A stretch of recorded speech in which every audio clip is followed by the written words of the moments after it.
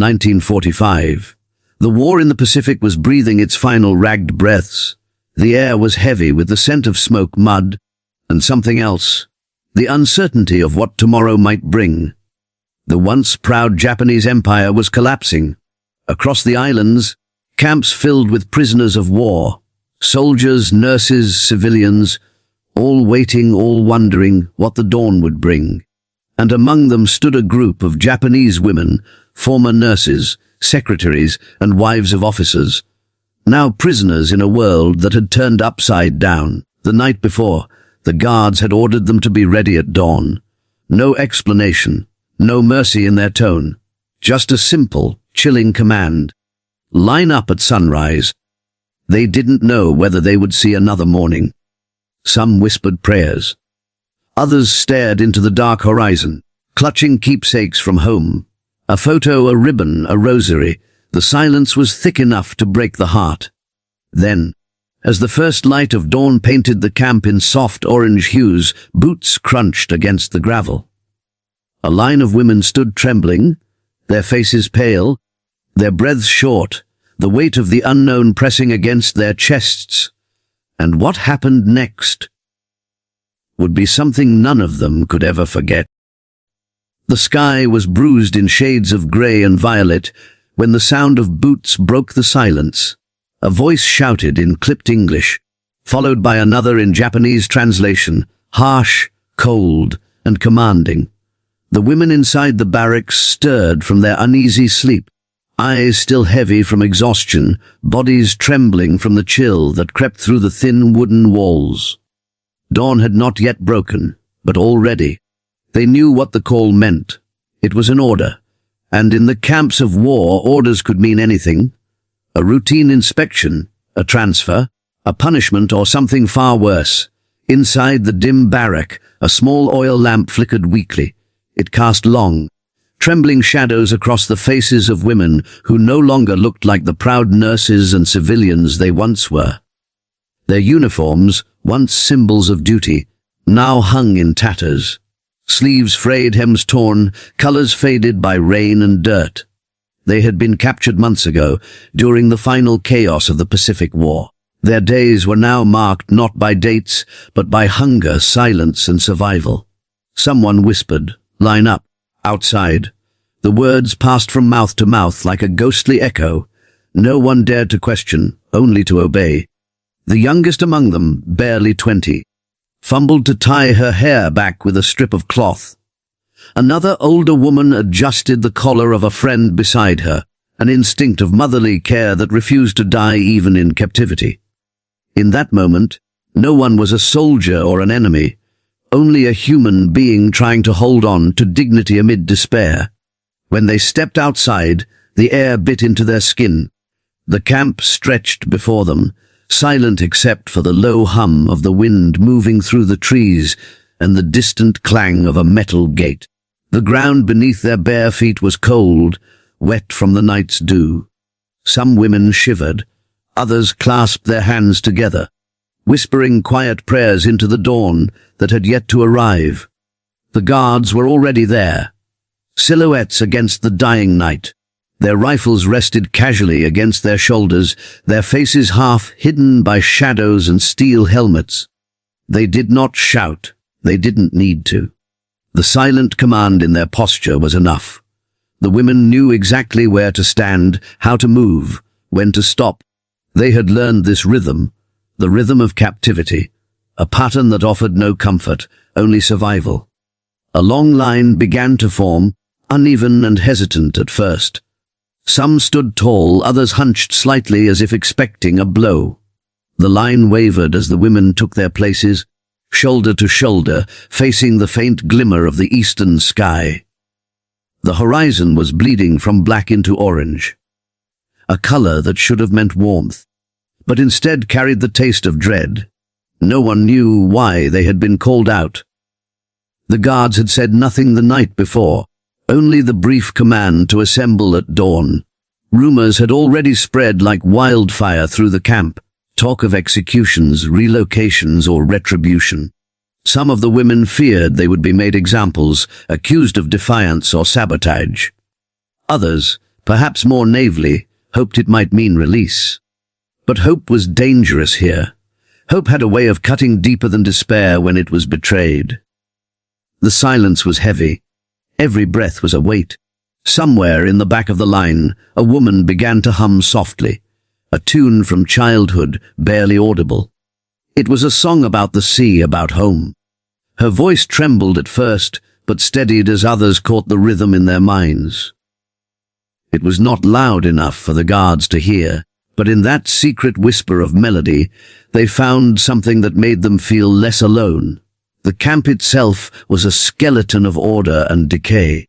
Rows of wooden huts lined the open square, their roofs sagging under the weight of rain and neglect. The flagpole stood bare now, its tattered cloth long removed. Beyond the barbed wire, the forest swayed gently, indifferent to human suffering. Birds began to stir in the trees, their calls soft and distant, as though nature was waking to a world that had forgotten compassion. Minutes passed like hours. The guards paced up and down the line, their boots crunching in the gravel. The rhythmic sound set hearts pounding. Every step a question, every glance a verdict. One guard stopped in front of a woman whose eyes were fixed firmly ahead.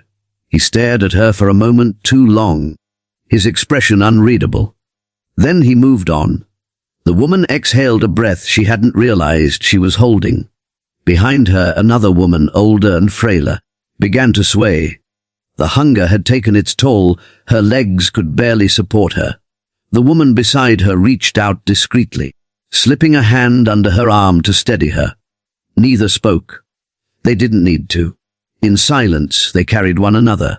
Somewhere to the left, a young nurse clenched her fists at her sides. Her knuckles were white, her lips trembling. She had been captured while tending to wounded soldiers in the Philippines. The memories haunted her. The screams, the fire, the unbearable loss. She had once believed in honor, in sacrifice. Now she wasn't sure what she believed in anymore. The world had changed too suddenly, too brutally. The wind shifted, carrying with it. A few tried to comfort themselves with small gestures. One adjusted her friend's collar. Another brushed dust from her sleeve. These quiet movements were acts of rebellion in their own way. Proof that even in captivity, they would not surrender their humanity. The guards continued pacing, eyes scanning the line with mechanical precision. None of them spoke of what was to come. Their faces betrayed nothing, no cruelty, no kindness, just the cold mask of duty. The waiting stretched on, unbearable in its stillness. Then, somewhere beyond the fence, a rooster crowed. The sound was so ordinary, so painfully normal, that it shattered the tension for a fleeting second. One of the younger women bit her lip to keep from crying. Another whispered under her breath, "Maybe today it will end." The light grew brighter now, cutting through the fog that lingered over the camp. The shapes of trees became clearer, the outlines of the watchtowers sharper. A soft wind blew through the line, tugging at the loose strands of hair and the torn hems of uniforms. It was almost poetic, how the world continued to move while they stood frozen in fear.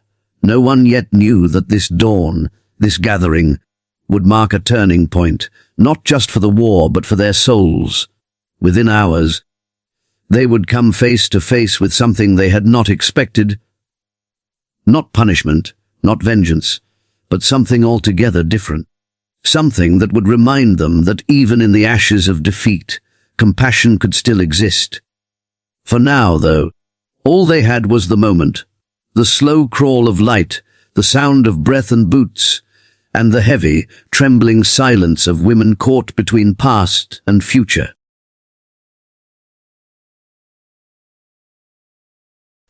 The silence broke like glass. A single voice, sharp and commanding, pierced the morning air, an American officer's tone, steady and sure, cutting through the haze of fear. The women flinched instinctively, as if struck by the sound itself. After so many months of orders barked in anger, the calmness of this voice felt strange, almost foreign. He spoke again, slower this time, his words crisp and deliberate.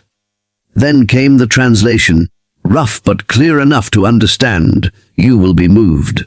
For a long, breathless moment, no one reacted. The words hung in the cold air, too unexpected to process. Moved. What did that mean? Moved to where? Some exchanged brief, nervous glances, their minds racing through every possibility. In the camps, moved could mean anything. Relocation, interrogation, punishment. Hope was a dangerous word, one that could shatter the moment it was spoken aloud. The officer stepped forward, boots crunching against the gravel. He was tall, his uniform immaculate despite the dust that hung in the morning air. His expression was unreadable, neither cruel nor kind, but composed, as though he carried the weight of a decision that demanded restraint. Behind him stood a group of soldiers, their rifles slung casually across their backs.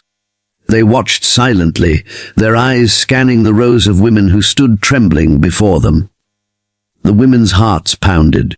One of them, a nurse named Kiko, clutched the edge of her sleeve, her nails digging into the fabric. Her mind flashed back to nights of interrogation, to guards shouting, to the endless hunger that had hollowed her face. Moved. The word spun in her head like a cruel trick. She thought of her brother, who had died fighting on a distant island. Would she now join him? A guard barked another command. The women tensed. But then, instead of forcing them down or lining them up for inspection, the Americans motioned toward the open gate. Beyond it, the women could see shapes emerging through the early morning mist. Trucks. Several of them, parked in a neat row, engines idling softly. The smell of fuel drifted across the air, strangely comforting in its familiarity. The Japanese interpreter repeated the words, slower this time. You will be moved to another camp.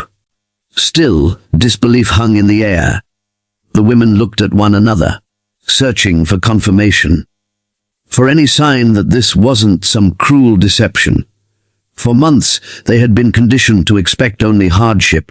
The idea of being moved to safety felt unreal, like a dream conjured by a starving mind. The officer gestured again, and one of the soldiers stepped forward. He carried a box, something that glinted faintly in the sunlight. As he opened it, the scent hit them first. Bread, fresh bread. The women froze. For so long, their world had been filled with the bitter taste of rationed gruel, of cold rice and water thick with ash. The smell alone felt like a miracle. One soldier began handing out pieces, carefully, respectfully, as though aware of the fragility of the moment.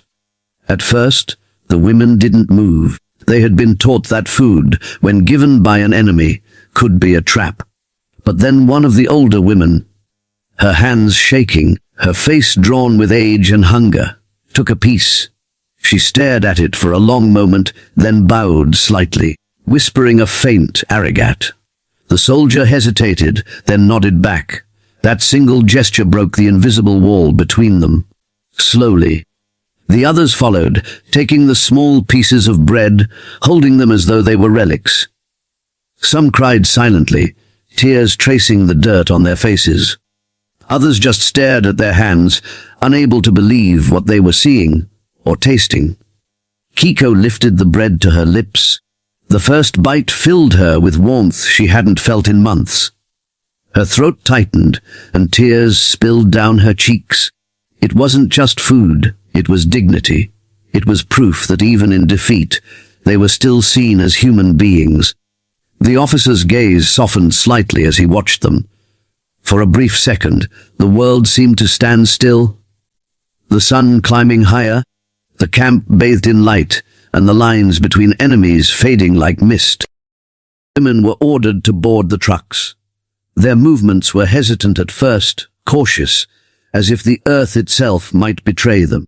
But when the first woman climbed onto the back of the vehicle and saw the benches, the blankets, and the small canteens of water, something inside her shifted. This was no march toward punishment.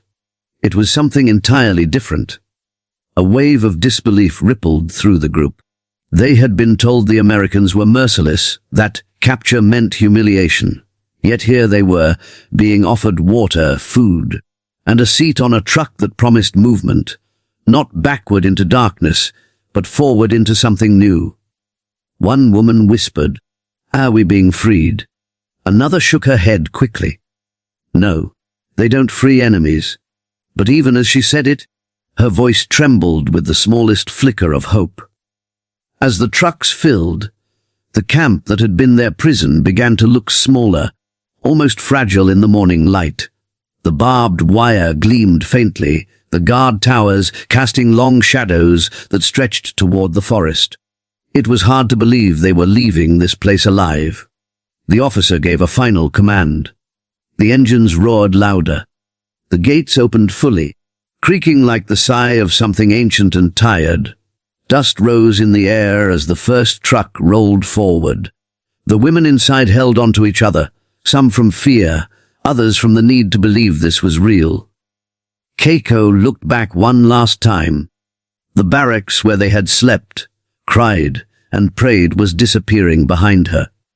She thought of the nights spent listening to the cries of the wounded, of the quiet conversations about home that always ended in silence. Now, that life seemed like another lifetime, distant, faded. The convoy moved slowly, the sound of engines echoing against the hills. The road ahead was lined with trees, stripped bare by war, their branches reaching upward like skeletal hands. The wind carried the faint smell of salt, the sea somewhere nearby. Inside the truck, no one spoke at first. The rumble of the engine and the crunch of gravel beneath the tires filled the silence. But as the miles passed, something began to change. Shoulders relaxed. Faces softened. For the first time, the women allowed themselves to breathe deeply. They were still prisoners. The war was not yet over, but the fear that had bound them for so long was beginning to fade. It was replaced by something gentler. Gratitude, confusion, maybe even wonder. An American soldier sitting near the tailgate glanced back. His eyes met Keiko's for a brief moment. Neither said a word. But in that silent exchange, something unspoken passed between them, a quiet acknowledgement that the war had taken. The roads stretched endlessly ahead, winding through the scorched earth of what once had been villages, homes, and quiet farmland. The trucks rattled along the dirt path, leaving behind the prison camp, and all the memories buried within its barbed wire fences. The air was dry, carrying the faint scent of smoke and salt, the smell of a land that had burned for too long. The women sat closely together in the back of the trucks, their shoulders brushing, their silence thick but no longer suffocating. The world beyond the fence was both strange and familiar, alive with colors and movement they hadn't seen in months. Some of them had forgotten what trees looked like in daylight, what the breeze felt like when it wasn't filled with dust and fear. Now, as sunlight streamed through the passing leaves, they felt its warmth touch their faces. It wasn't the harsh heat of a soldier's torch or the glare of a searchlight. It was the real, gentle warmth of morning. It carried with it something unspoken, a reminder that the world had not entirely turned to ash. Keiko sat near the edge of the truck bed, her fingers gripping the wooden railing as the vehicle bumped along uneven ground. The rhythmic sound of the wheels against gravel became a heartbeat, steady, grounding. Around her, women of all ages sat silently, some with eyes closed, others staring out at the endless horizon. Each was lost in her own thoughts, her own fragile reckoning with what survival meant now. When the trucks had first started moving, no one had dared to speak. The fear was still too close, too raw.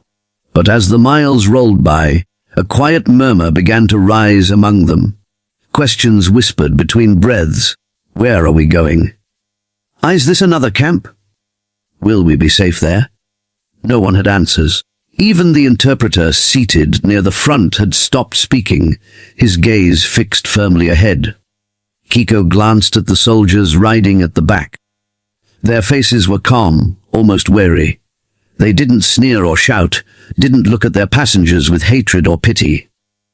only a kind of quiet understanding. She wondered what they thought when they looked at her. At all of them.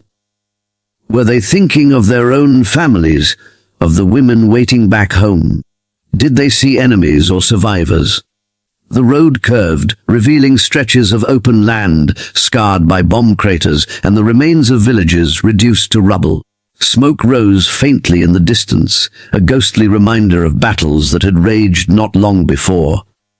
The women stared at the ruins as they passed, some recognizing the architecture, the shape of a shrine, the outline of a school.